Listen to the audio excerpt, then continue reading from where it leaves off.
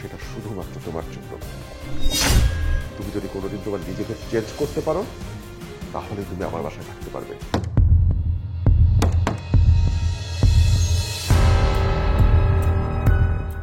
আরে আজাদ, তুই এত রাতে? ডাক্তার দেখাতে আসছিলাম তো। তো ভালো আছিস তুই? এই তো আছি ভালো। তোর বাসাটা খুঁজতে যে কষ্ট হলো আমার। আয় ভিতরে আয়, দে ব্যাগটা আমাকে দে।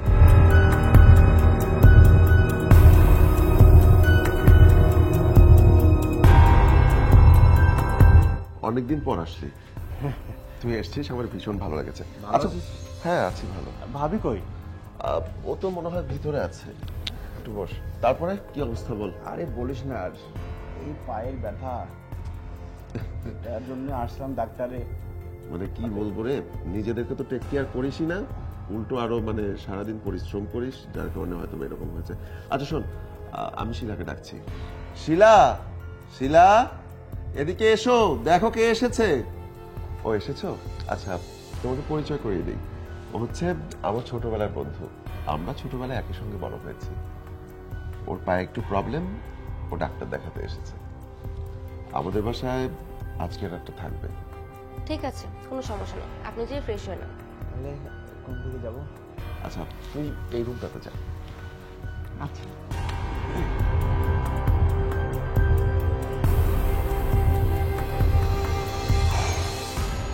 অনেকদিন পর আসলো বেচারাটা। আচ্ছা তুমি বসো এখানে। কোত্থেকে আসছে? মানে এই খ্যাত কোত্থেকে আসছে? এগুলো কি বলছো তুমি? তো কি বলবো, তুমি জানো না কালকে বাসায় পার্টি আছে, আমার ফ্রেন্ড সার্কেলরা আসবে, ওরা কি মনে করবে ওকে দেখে? হ্যাঁ আসবে, তো প্রবলেমটা কোথায় আমি তো ঠিক বুঝলাম না। প্রবলেম আছে, অনেক প্রবলেম আছে, তুমি ওকে বিদায় করে দাও।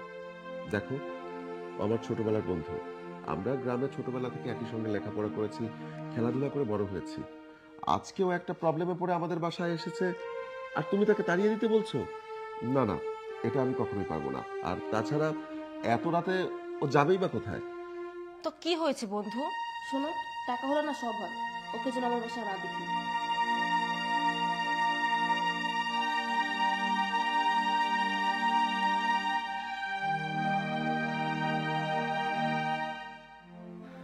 বন্ধু, ও এসছিস, বস। না বসুন। আর আমি আসাতে তোদের মনে হয় খুব সমস্যায় করলাম না?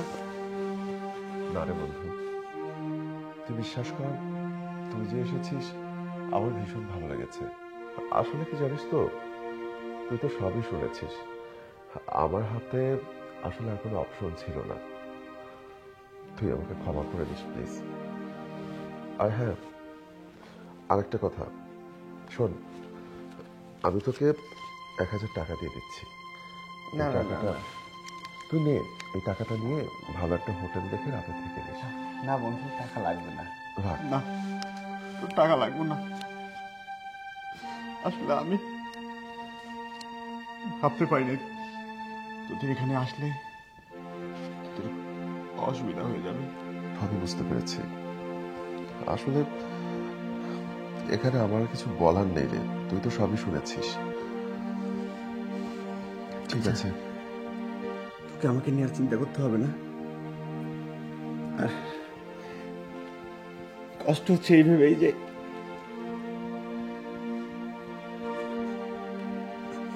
থাক, আমি ব্যবস্থা করে নিব, আমি ব্যবস্থা করে নিব। তোরা ভালো থাকিস। হ্যাঁ,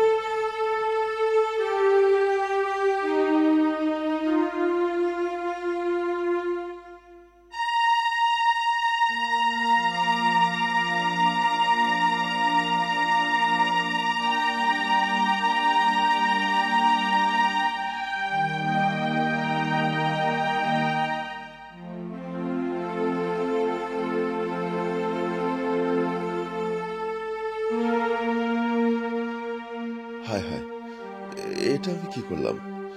শিলার কথা শুনে আমার এতদিনের কাছের বন্ধুকে আমি বাসা থেকে তাড়িয়ে দিলাম। না না, এটা আমার করা ঠিক হয় নাই। যে বন্ধু ছোটবেলা থেকে আমার সঙ্গে বড় হয়েছে, যার সঙ্গে আমি একসঙ্গে খেলেছি, আড্ডা দিয়েছি, লেখাপড়া করেছি, সেই বন্ধুকে বাসা থেকে বের করে দেওয়া আমার একদমই ঠিক হয়নি। এই এত রাতে কই যাও তুমি? কেন? আজাদকে খুঁজতে যাচ্ছি। কোনো সমস্যা? ও ওই ফকিন্নির বাচ্চার কাছে যাচ্ছ তুমি? সাবধানে কথা বলো। ফকিন্নির বাচ্চা মানে?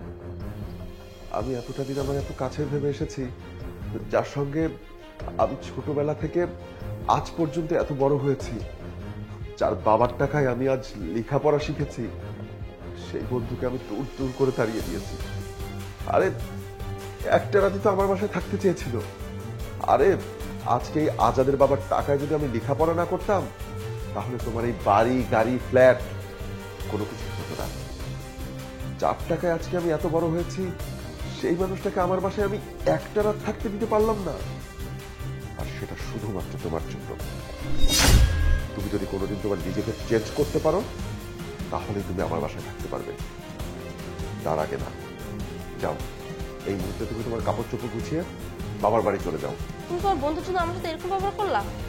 তুমি থাকো তোমার বন্ধুকে, আমি আর তোমার সংসার করবো না। তুমি যাও, ওই ফকিন্নির বাচ্চার কাছেই যাও। যাও।